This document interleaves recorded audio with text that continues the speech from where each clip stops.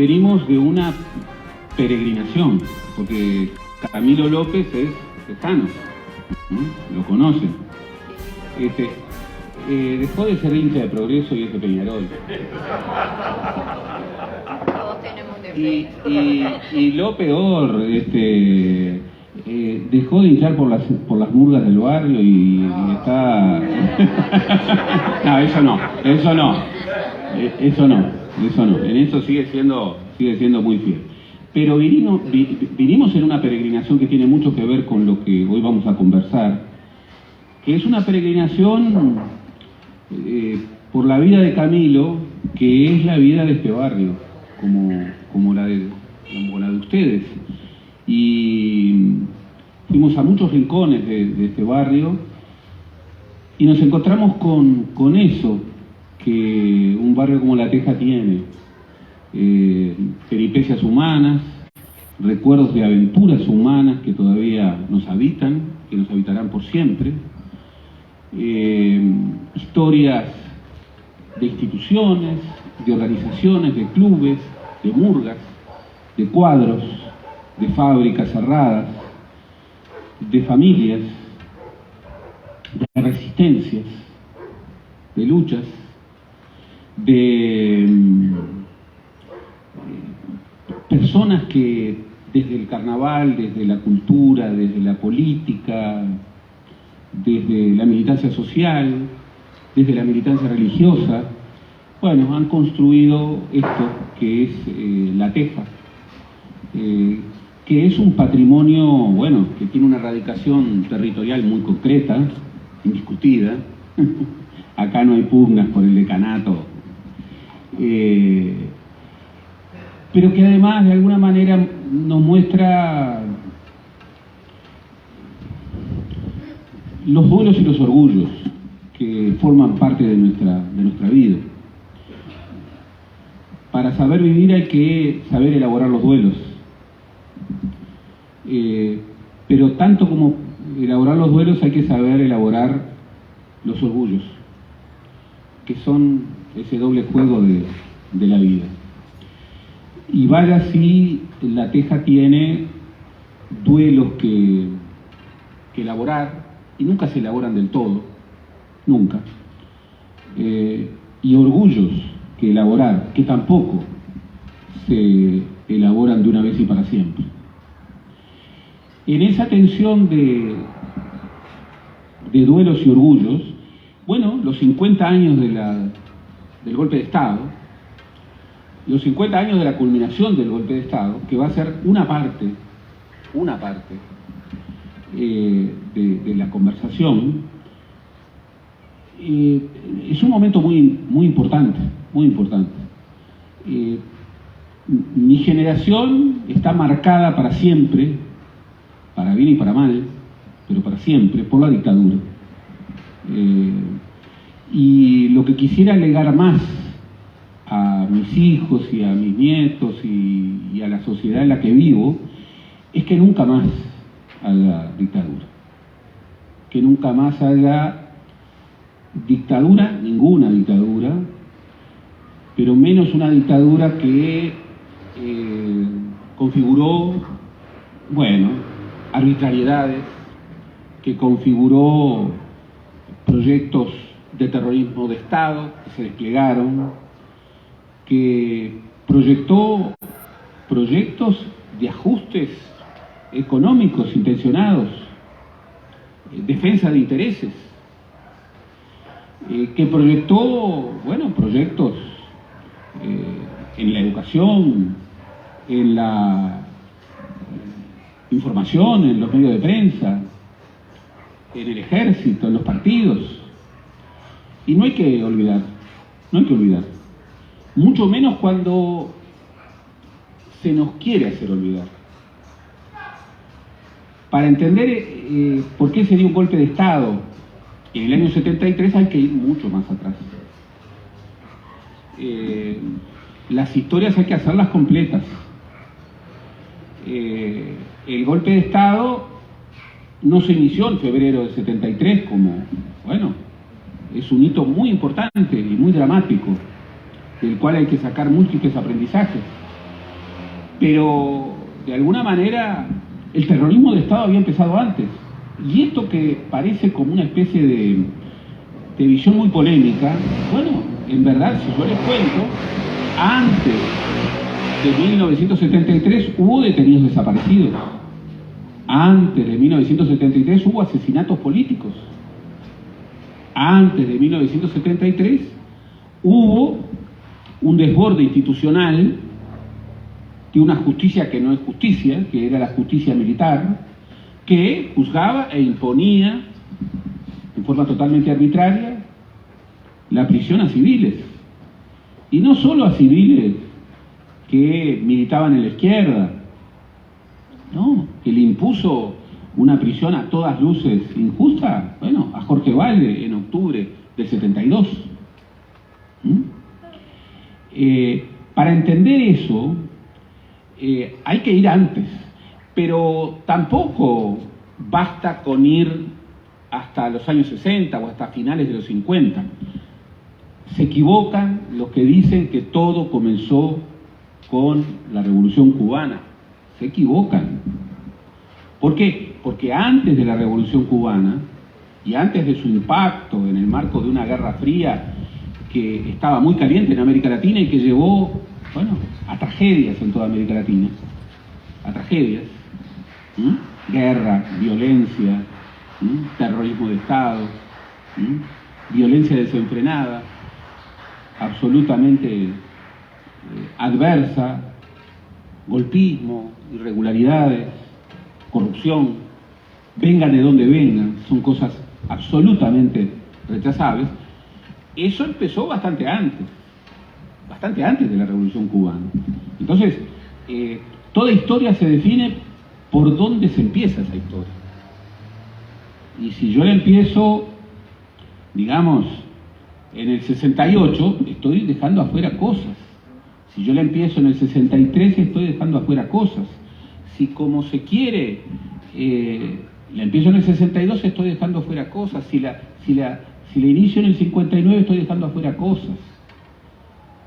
Y lo que hay que decir es que, bueno, cuando sobreviene, después de la Segunda Guerra Mundial, la Guerra Fría, bueno, toda América Latina tuvo una reconfiguración ideológica, una reconfiguración de inserción internacional dividida por eso que ya no existe, que son dos superpotencias que de alguna manera configuraban un gran debate universal a propósito de dos visiones ideológicas contrapuestas.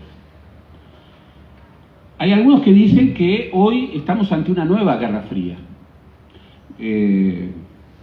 Con los compañeros discrepamos sobre esto, porque hoy no hay una nueva Guerra Fría. Esa conflictividad primordial entre Estados Unidos, los nuevos Estados Unidos y China, es otra cosa, es otra cosa. Hoy estamos ante un escenario de enorme incertidumbre, en donde una de las cuestiones que hoy nos convoca, que es la democracia no solamente como régimen político, sino la democracia como una cultura, como una forma de convivencia, como una manera de construir alteridad, como una manera de construir solidaridad. Y de esto también vamos a hablar. Bueno, hoy no está en un momento fértil, en un momento al revés, hoy está muy desafiado.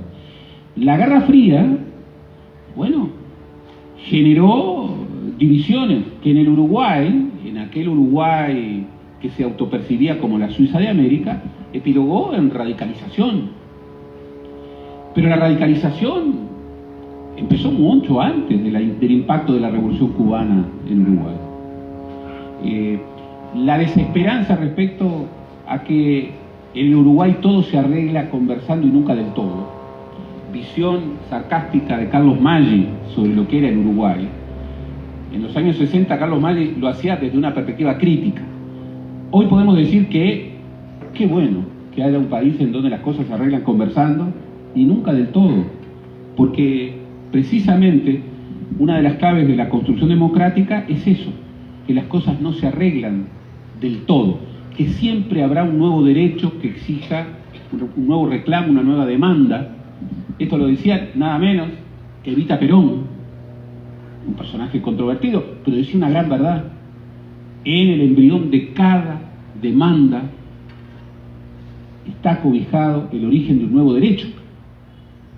Y sí, y no sabemos cuáles serán las demandas emergentes en las próximas décadas, en los próximos años. Por eso, siempre la democracia no se construye de una vez y para siempre. Por definición, siempre está abierta a nuevos arreglos institucionales, a nuevos derechos, a nuevos debates. Eso comenzó a corroerse bastante antes de finales de los años 50. Y estaba aquella idea comenzó a percibirse a partir de la doctrina de la seguridad nacional, aquella idea del enemigo invisible, que había un enemigo. Y ese enemigo invisible, bueno, debía generar una percepción de precaución expandida. En Guatemala me dijeron una cosa muy impresionante. Guatemala es un país muy conservador. Y me dijeron que en Guatemala el anticomunismo nació antes que el comunismo. Y yo creo que no solo en Guatemala. Hoy, por ejemplo, quienes quieren polarizar a la sociedad, quienes convocan a la guerra cultural, desde una lectura pedestre de un célebre marxista italiano como Gramsci, hablan del marxismo cultural. Lo que quieren es polarizar, lo que quieren es construir una alteridad demonizada. A mí hay muchos lugares en donde me proscribieron. Fantástico. Les agradezco. A mí, bien, hay mucha gente que se siente en guerra conmigo. Yo no estoy en guerra con nadie. Yo lo que quiero es debatir ideas. Debatir ideas. Y sin sentirse dueño de la verdad. Porque eso es la convivencia democrática. Eso es lo que ustedes saben que se puede hacer, por ejemplo, aquí. Es donde no importa de dónde vienen ni a dónde van los vecinos, se puede debatir ideas, incluso desde la diferencia, desde la diversidad. Podemos perdonarle a Camilo que se haya hecho hincha de Peñarol. Podemos perdonar. Sobre todo ahora que le va bastante bien. La alegría va por barrios. La alegría va por barrios. En ese contexto hubo muchos que arrancaron en los años 60 con la idea de desempatar a esta sociedad. De, bueno, forjar lo que nunca se había logrado. Por ejemplo, lo que se hablaba un capitalismo en serio. Había muchos liberales puros y duros, que cuando, bueno, se empezaron a desplegar las medidas prontas de seguridad, se empezó a crear una vida cotidiana en donde los instrumentos constitucionales para atender situaciones excepcionales se volvieron permanentes. Y entonces vivíamos en sociedades en donde las libertades estaban en entredicho, las libertades individuales. Bueno, hubo muchos, cuando además, en forma totalmente ilegítima, quienes detentaban el orgullo de portar las armas de la República, que son los integrantes de las Fuerzas Armadas, comenzaron a desbordar los cánones institucionales y comenzaron a empoderarse políticamente, desbordando las claves de lo que las Fuerzas Armadas deben hacer. Las Fuerzas Armadas defienden la República. Sus armas son las armas de la República. Están inhibidas de cualquier accionar político. Las Fuerzas Armadas no pueden tener partido político. No pueden tener partido político. Las Fuerzas Armadas son una institución vertical, pero no puede legitimarse la obediencia debida cuando aquellos que dan órdenes ordenan la violación de los derechos humanos, o ordenan la violación de la Constitución, o ordenan la violación de la ley, o desbordan el marco constitucional. No puede hacerse, no se puede tolerar eso. Bueno, algunos liberales dijeron, bueno, si para construir lo que nunca se construyó en el Uruguay, que es la libertad económica, un capitalismo en serio, un liberalismo duro donde, bueno, más que derechos haya deberes, y contrariando la máxima ballista de que el Uruguay sería un país modelo en el que los pobres serían menos pobres y los ricos menos ricos, Bueno, cuando se aplica la política económica profundamente neoliberal, impulsada por Alejandro Beck Villegas, a partir de 1974, con un año ya de dictadura, Beck Villegas, que venía del vallismo, pero que había dejado de ser vallista, dijo algo que, bueno, en muchos lugares se ha vuelto sentido común. Para que haya menos pobres, los ricos tienen que ser más ricos. La estrategia de la desigualdad. Bien, es una manera de opinar. Pero cuando los liberales, como hicieron a finales de los años 60 y comienzos de los años 70, dicen, yo soy liberal y creo en la libertad en todos los ámbitos, pero si para construir la libertad económica hay que suprimir la libertad política, y bien, que se suprime. Y esto lo dijeron y lo escribieron, y hay que recordarlo. Porque cuando se dice, bueno, yo defiendo la libertad, empezamos recién a discutir. ¿De qué libertad hablamos? Porque hay algunos que creen que hay personas que son más libres que otras. Porque nacieron en determinado lugar, porque heredaron determinadas cosas. Y está bueno que así sea. Solidaridad, me decían. Discutamos sobre solidaridad. Bien, el principio más revolucionario de la Revolución Francesa, de la Gran Revolución. La solidaridad. Liberales profundamente conservadores decían, con la libertad no hay problema, por supuesto. Y con la igualdad tampoco, porque debe ser entendida como la igual libertad, como la igualdad ante la ley. Ahora, lo que sí es muy problemático, y eso no hay que aceptarlo, es la solidaridad. ¿Por qué? Porque en la solidaridad hay una democracia, en donde, perdón Nastasia, la soberanía radica en el pueblo.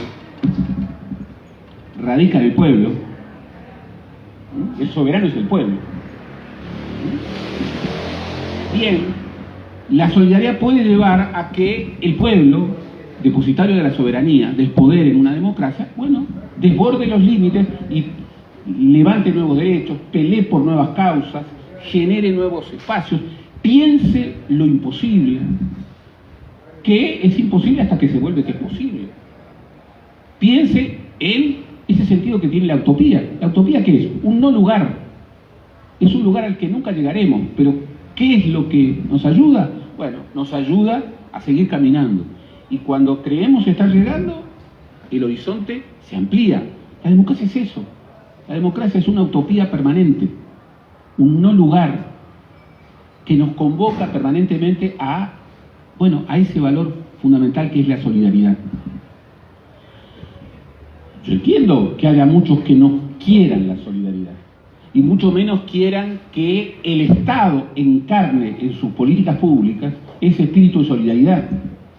El Uruguay tiene una tradición, el Estado escudo de los débiles, el Estado que tenga su rol fundamental en ser escudo de los débiles.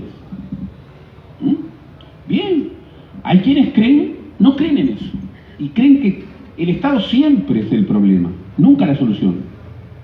Y que creen que cuanto menos Estado, mejor. Y que el mercado tiene que ser irrestricto y el mercado va a ser el mejor asignador de bienes y recursos. Y a partir de un factor derrame, bueno, generará una sociedad donde haya menos pobres y donde haya más oportunidades. Bien.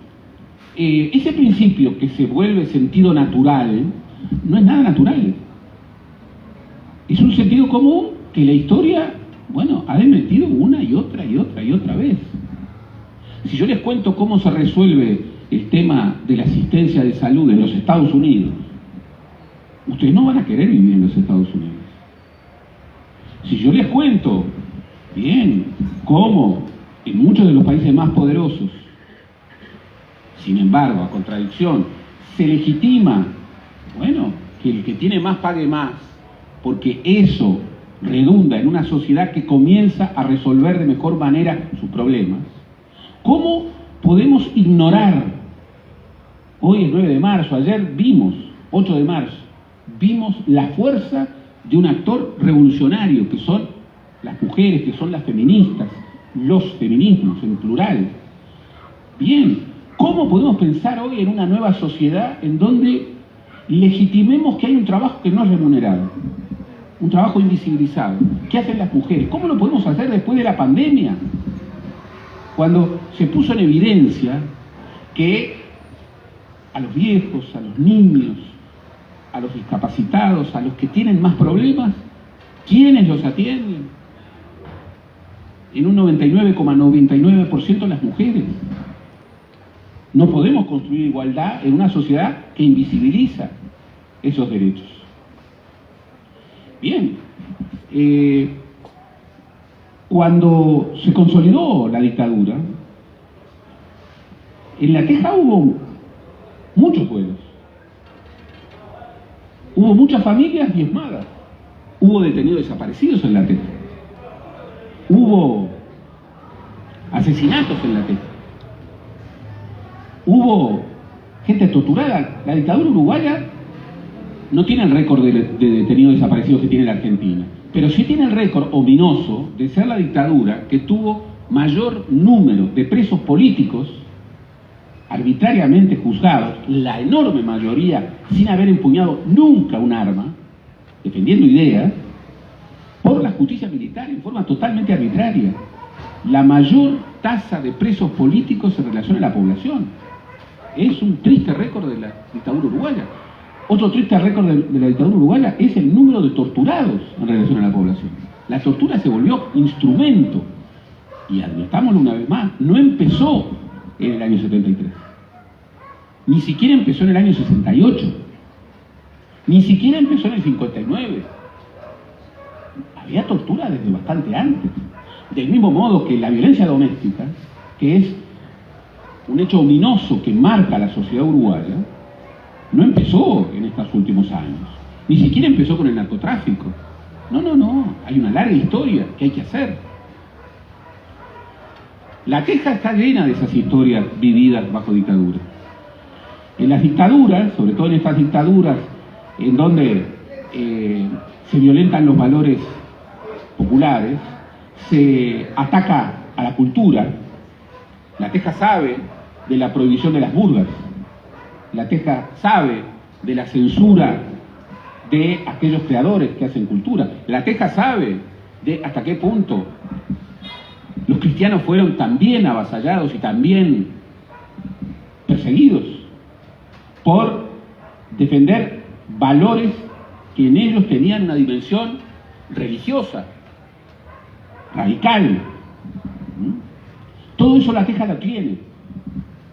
Tiene esos duelos. Y en cada cuadra hay historias de familias que fueron truncadas, historias de profunda injusticia, historias de arbitrariedad. Y cuesta mucho elaborar el duelo. Por supuesto que cuesta mucho elaborar el duelo. Y no se termina de resolver nunca. Y no se resuelve en soledad. No hay duelo que se resuelva con el terapeuta o con el pastor o el sacerdote o la monja, no, o con un amigo. No, el duelo se resuelve desde una dimensión muy profunda, pero se resuelve en comunidad, se resuelve en esa lógica de solidaridad. Pero La Teja en dictadura también tiene muchos orgullos que también debe elaborar. Tiene redes de solidaridad social. A mí me contaban, creo que está aquí, los Diablos Verdes fueron a la casa de una de las vecinas. ¿Está aquí? Bueno, ojalá yo tuviera una serenata de los Diablos Verdes. La verdad, ni sana envidia. Pero es un acto de justicia. Y es un acto que elabora un orgullo. El orgullo de una murga del barrio que en los momentos más difíciles, cuando le estaban cortando las letras, recreaba y resignificaba y creaba nuevas letras. Y de todas aquellas mujeres y hombres, de todos aquellos niños y jóvenes que, enfrentando a una dictadura ominosa, se jugaron la ropa, y se jugaron la ropa no por ser los dueños del Uruguay, no, por ayudar a los que tenían menos, por respaldar a los que más sufrían, por ser solidarios con aquellos que tenían demasiados duelos que cargar. Por eso que hoy, 50 años después, alguien que expresa esos orgullos que La Teja tiene, es una forma justamente de sanar en esa combinación de duelos y orgullos que finalmente es la vida.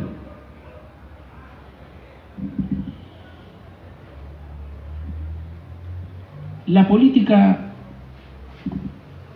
no corre con buenos tiempos. Hoy vemos cosas que nos preocupan mucho, y que nos preocupan porque nuestra primera definición, sobre todo a los que vivimos la dictadura, es la democracia. Es la democracia, es nuestra primera convicción, nuestra primera definición. Nosotros podemos pensar muy distinto, podemos venir de lugares muy distintos e ir a lugares muy distintos. Y somos vecinos y demás. Pero ojo, hay una cosa que no está en discusión. Que nuestras diferencias, que por suerte las tenemos, se arreglan en una plataforma común, sujeta a reglas, que es la convivencia democrática, y que es la no violencia. Y que no aceptamos ninguna forma de violencia. Ninguna forma de violencia. Y que, así como no aceptamos ninguna forma de violencia en el espacio público, no aceptamos ninguna forma de violencia en la vida privada. Eso que tantas veces apañó a violentos, que era decir, adentro de la casa es otra cosa, no, nunca más, nunca más. Eso que, bueno, a la familia del vecino se le llevaron a 2 de los hijos, algo habrán hecho. Eso nunca más. No conviene hablar con fulano, porque fulano está proscripto y es peligroso que nos vean. Eso nunca más. Es peligroso hablar de ciertos temas y discutir en voz alta sobre lo que creemos que es justo y sobre lo que creemos que es injusto. Eso nunca más, nunca más. Porque eso es reivindicar la democracia hacia el futuro, una utopía abierta, en donde siempre estaremos discutiendo sobre derechos. Y eso está en entredicho entre nosotros. Hoy volvemos a ver la política de la mentira. Volvemos a ver mentirosos contumaces. Volvemos a ver personas que desde el poder nos mienten. Volvemos a ver y vemos con modalidades nuevas, las redes, bueno, la viejísima teoría que Goebbels, un nazi, consagró, pero que es tan viejo como el hombre, que es una mentira repetida 1000 veces se convierte en una verdad. Bueno, hoy el problema es que con inteligencia artificial, con Big Data, con las redes, podemos repetir la mentira 1.000.000 de veces. E incluso lo pueden hacer procedimientos e instalaciones que son hechas por el hombre pero que no son seres humanos. Los trolls, todo eso, que pueden estar articulados para responder en forma directa e inmediata cuando habla fulano, cuando habla mengano. Hoy estamos volviendo a ver algo que bueno, pensábamos que nunca más íbamos a ver. La situación difícil de muchos periodistas que, bueno, cuando hacen bien su oficio, que es exigir al poder, allí donde el poder esté, y sea del partido que sea, son agraviados, son pisoteados, incluso muchos de ellos pierden su trabajo. Cuando volvemos a ver esas cosas que niegan la esencia de la vida democrática, bueno, tenemos que estar en rebeldía. Vivir en democracia, La Teja lo sabe bien, es vivir con una sensibilidad especial frente a cualquier injusticia. La cometa quien la cometa. Porque no hay injusticias que se validen por afinidades ideológicas. No hay violaciones a los derechos humanos flagrantes que se justifican porque, bueno, se realizan en naciones que están enfrentadas al imperialismo. No. Violaciones a los derechos humanos, no. Por supuesto, pugnar por la autodeterminación de los pueblos, pugnar por la no intervención, por supuesto, enfrentar a los imperialismos que siguen estando, que siguen... Hoy, ¿saben una cosa? En ciertos ámbitos académicos, suena mal hablar de imperialismo. Bueno, lo siento. Por supuesto que hay imperialismo. Por supuesto que hay imperialismo. Y hay imperialismos. Y por supuesto que hay que confrontarlos. Y que sobre todo hay que saberlos confrontar desde un país como Uruguay. Un país lleno de restricciones. Pero no hay violaciones a los derechos humanos que se validen porque del otro lado está el imperialismo. No, en ningún lugar y por ninguno. Hay ciertas certezas que están forjadas por nuestra solidaridad en tiempos difíciles.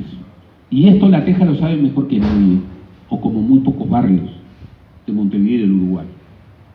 Y hay cosas que ya no vamos a tolerar más. Desde ese punto de vista, y desde la solidaridad que es el núcleo de un barrio, desde ese principio que hace que en el Uruguay, y creo que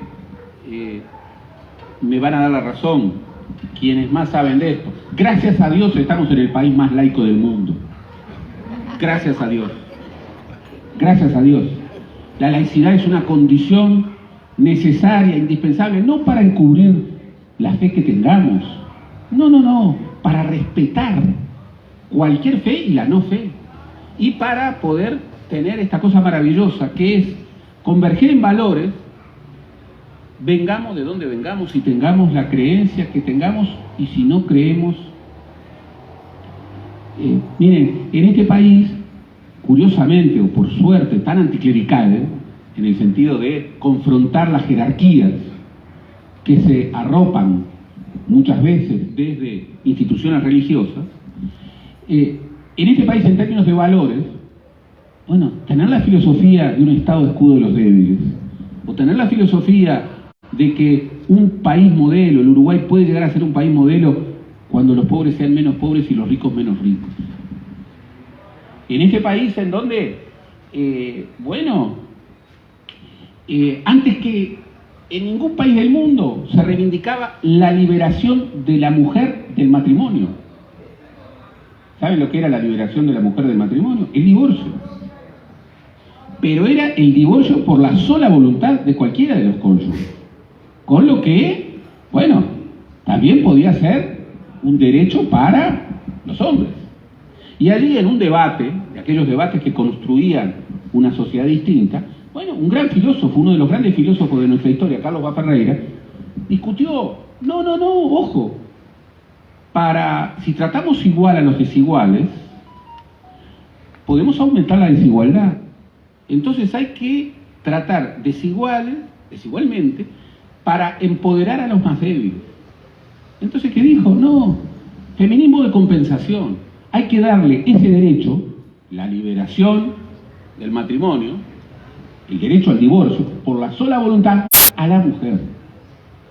¿Saben una cosa? Uno de los regalos más grandes, de los elogios más grandes que le han hecho al Uruguay, una gran feminista española, feminista liberal, cuando se enteró, convenció al marido de venir al Uruguay. Y lo primero que hizo cuando vino al Uruguay, se divorció.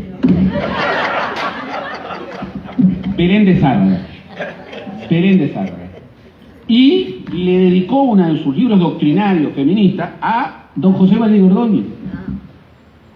Bueno, eso, que ojo, la Iglesia Católica de la época, y yo lo entiendo, puedo entender quienes tengan una visión completamente distinta a eso. Pero muchos cristianos terminaron diciendo, tal vez eso tenga que ver mucho más con el cristianismo que otras cosas. Por eso, y quiero dejar aquí para poder hacerlo conversación, que de eso se trata. A 50 años de un momento tan terrible, que no había empezado en 1973, que venía de atrás y que estaba desdibujando al Uruguay en sus mejores versiones. A 50 años del inicio de un periodo ominoso, que en realidad ya había empezado, con represión arbitraria, pasábamos por las fábricas del barrio. ¿Qué le tengo que hablar a los tejanos de lo que era la represión antisindical en el BAO, en las fábricas, en los frigoríficos? Cargado de historias. ¿Qué le tengo que hablar a los tejanos de lo que sufrimos todos, pero algunos más, en la Teja? ¿Qué le tengo que hablar de duelos? Quiero escuchar a ustedes los orgullos de la Teja. Quiero escuchar a ustedes esas historias de solidaridad. ¿Saben por qué? Porque hoy son más necesarias que nunca. Y no porque estemos en dictadura. Porque tenemos que bregar más fuertemente que nunca, para que nunca más haya ninguna dictadura de ningún signo en este país. Y esta casita, con sus constructoras, pero con todos, es un símbolo de cómo defender de manera radical la convivencia democrática como una cultura. Desde la solidaridad, desde el respeto a la diversidad, desde un principio radical de no violencia, desde un corazón y una mente abierta a discutir nuevos derechos, desde una sociedad abierta a que los jóvenes vengan a ser distintos, no a ser iguales a la generación que los precedió, pero bajo un principio, que la nueva generación tiene que ser más educada que la generación anterior. Esa fue la utopía que hizo posible un Uruguay de vanguardia. Y en Uruguay la manera de concebir la democracia es esa, no hay otra. No hay otra. Por eso muchas veces hablamos de la utopía de tener escuelas de democracia. Bueno, tengo un proyectito para la casita. Ser lo que ya es, que es una escuela de democracia. Así que soy yo quien les debe agradecer y empecemos lo más importante, que es el intercambio, la conversación.